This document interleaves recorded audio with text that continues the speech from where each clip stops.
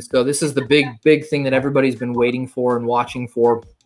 As I highlighted prior, about a month ago, we spoke about the budgets coming out.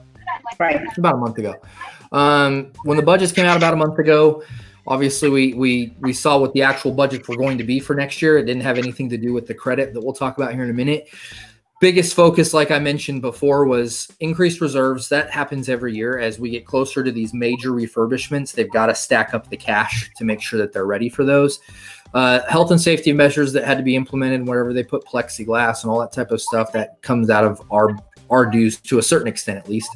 Wage increases. We're in our final year of the housekeeping increase. So that should start to kind of taper off. We've seen some big jumps in housekeeping costs over the last 3 years.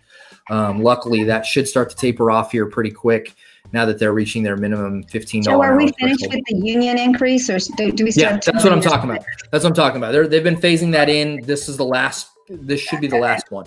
So as I said, we should definitely see a drastic kind of tapering of what the housekeeping costs are.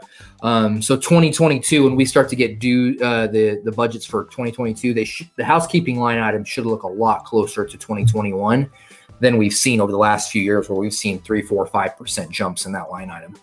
And then at the beach resorts, they dealt with some major hurricane storm issues over the last couple of years. And so those costs have jumped up quite a bit to increase some of those resorts.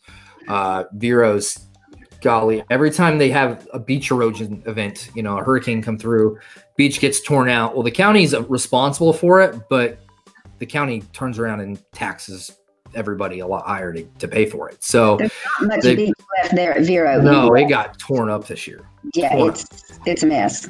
So they'll come back in and do it again, and then all that will get passed along to the local everybody via the county tax rates. So a lot of that stuff jumped up. Insurance premiums jumped up because Vero came very close, like in the last 2 years, I think, with 4 storms, like flirting with major issues there. So I'm sure insurance premiums jumped up. I know our insurance premiums jumped up here in Houston, being on the coast, just from having a couple scares here. So the way it is.